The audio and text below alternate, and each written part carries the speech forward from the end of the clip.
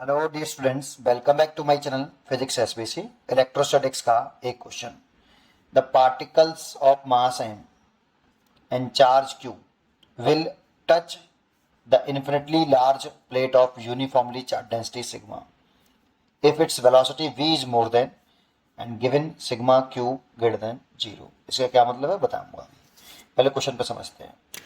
देखो, हमें इस वेलोसिटी को निकालना है और ये चार्ज पार्टिकल जो है आपका, वो जस्ट इस सीट को क्या कर रहा है, टच कर रहा है। और टच कर रहा है तो इस जगह पर पहुंचते ही इसकी काइनेटिक एनर्जी जीरो है। पहुंचा, टच किया, जस्ट टच किया तो काइनेटिक एनर्जी कितनी मान लेंगे इस जगह पर, जीरो। तो इसे इनिशियल पोजीशन मान लेते हैं और इस वाली पॉइंट को फाइनल पोजीशन मान लेते हैं। एक पॉइंट। दूसरा, इसमें केवल इलेक्ट्रोस्टैटिक फोर्स लग रहे हैं जो कि कंजर्वेटिव फोर्स है। इसीलिए जब केवल और केवल कंजर्वेटिव फोर्स लगते हैं तो उसमें हम मैकेनिकल एनर्जी को कांस्टेंट मान सकते हैं। तो according to conservation of mechanical energy, kinetic energy, potential energy, kinetic energy plus potential energy. अब इनिशियल काइनेटिक एनर्जी तो हमें पता है, हाफ एम बी स्क्वायर। चलो अभी लिख देता हूं, चलो half m v square plus initial potential energy हमें नहीं पता, फाइनल काइनेटिक एनर्जी हमें पता है जीरो, जस्ट टच कर रहा है वो, और फाइनल पोटेंशियल एनर्जी नहीं पता। तो half m v square is equal to final potential energy minus initial potential energy. इसको दल है। अगर हम चेंज इन पोटेंशियल एनर्जी निकाल लें और यहाँ पुट कर दें तो स्पीड निकाल सकते हैं पार्टिकल की, कितनी स्पीड होगी, है ना, जैसे वो जस्ट टच करे। अब इसको कैसे निकालें? तो देखो, एक फॉर्मूला हम पहले से जानते हैं कि change in potential energy is equal to minus के वर्डन बाई कंजर्वेटिव फोर्स। और इस जगह पे कंजर्वेटिव फोर्स है इलेक्ट्रोस्टैटिक फोर्स, तो डेल्टा यू बराबर माइनस का वर्डन बाई इलेक्ट्रोस्टैटिक फोर्स। और इलेक्ट्रोस्टैटिक फोर्स निकालें तो ये चार्ज पार्टिकल इसके इलेक्ट्रिक फील्ड में प्लेस्ड है। कोई भी चार्ज पार्टिकल फोर्स एक्सपीरियंस तब करता है जब वो दूसरे चार्ज के इलेक्ट्रिक फील्ड में हो। तो ये वाला चार्ज पार्टिकल फोर्स एक्सपीरियंस तब करेगा जब इसके इलेक्ट्रिक फील्ड में होगा, और सेल्फ के इलेक्ट्रिक फील्ड की वजह से कोई भी चार्ज पार्टिकल फोर्स एक्सपीरियंस नहीं करता है। ठीक है, तो इसका इस जगह पर कितना इलेक्ट्रिक फील्ड है? तो देखो, इलेक्ट्रिक फील्ड कांस्टेंट होगा क्योंकि सीट है ये, और सीट का जो इलेक्ट्रिक फील्ड होता है वो ई सिग्मा अपॉन 2 एप्सिलॉन नॉट। और ये डिस्टेंस से इंडिपेंडेंट है, तो ये चार्ज पार्टिकल चलेगा आगे, सिग्मा कांस्टेंट है, एप्सिलॉन नॉट कांस्टेंट है। तो जब ये चार्ज पार्टिकल आगे चलेगा तो इलेक्ट्रिक फील्ड कांस्टेंट रहेगा। अब इस इलेक्ट्रिक फील्ड की डायरेक्शन क्या होगी वो इस पर डिपेंड करेगी, इस वाली बात पर। इसका क्या मतलब है, सिग्मा क्यू का प्रोडक्ट जीरो है, ग्रेटर देन जीरो है, दैट मीन्स सिग्मा और क्यू का प्रोडक्ट पॉजिटिव है बेटा। तो देखो, या तो ये दोनों पॉजिटिव होंगे तब इन दोनों का प्रोडक्ट पॉजिटिव आएगा, सिग्मा भी पॉजिटिव क्यू भी पॉजिटिव, या दोनों नेगेटिव होंगे। तो कोई सा भी मान लो। अगर मैं इसको पॉजिटिव मानता हूँ तो मैं इसको समझाने की कोशिश करता हूँ यहाँ, कि अगर मैं इसको पॉजिटिव मानता हूँ, इसको पॉजिटिव मानूँ और ये इसको भी मैं पॉजिटिव मानूँ, तो ये तो दोनों का प्रोडक्ट ग्रेटर देन जीरो आएगा। तो एक बात बताओ, इसको मैंने पॉजिटिव माना तो इलेक्ट्रिक फील्ड की डायरेक्शन पॉजिटिव चार्ज से अवे होती है और सीट के सरफेस के परपेंडिकुलर होती है, ऐसे आएगी।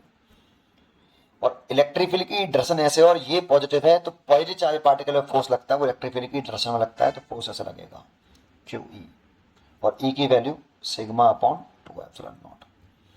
तो वेलोसिटी के देखो फोर्स कैसा लग रहा है, अपोजिट लग रहा है। लेकिन अगर मैं इसको नेगेटिव मान लूं और इसको भी नेगेटिव मान लूं, दोनों को नेगेटिव मान लूंगा तो दोनों का चार्ज प्रोडक्ट फिर दोबारा से पॉजिटिव हो जाएगा। अब इसकी वजह से जो इलेक्ट्रिक फील्ड दिखाऊंगा तो direction toward the negative charge होता है, तो इलेक्ट्रिक फील्ड लेस हो जाएगा।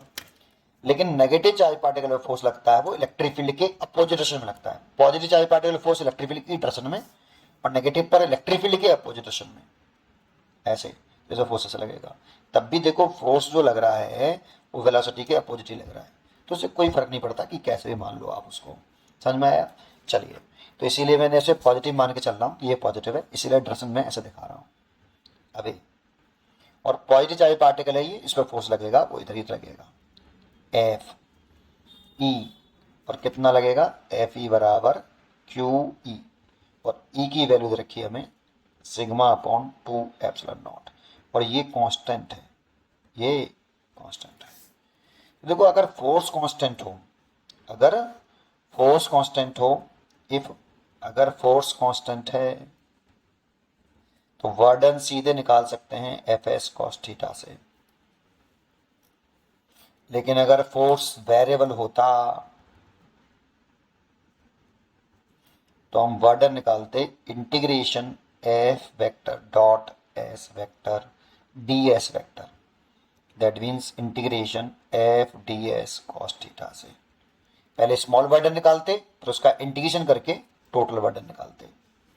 लेकिन फोर्स यहाँ कांस्टेंट है तो सीधा सीधा लग जाएगा ये, क्योंकि फोर्स कांस्टेंट है तो सीधे सीधे लगा दो। ये लिख सकते हो you final minus you initial बराबर माइनस का इलेक्ट्रोस्टैटिक फोर्स द्वारा किया गया वर्डन, तो एफ ई डिस्प्लेसमेंट हो गया, यहां से चल के ये यहां आया, ऐसे फोर्स लग रहा है उधर और डिस्प्लेसमेंट है इधर डी, तो फोर्स और डिस्प्लेसमेंट है डी, और एंगल कितना है, इलेक्ट्रिक फोर्स की डायरेक्शन ये है और फोर्स की डायरेक्शन ये है, डिस्प्लेसमेंट की डायरेक्शन ये है, तो एंगल हो गया 180 कॉस 180।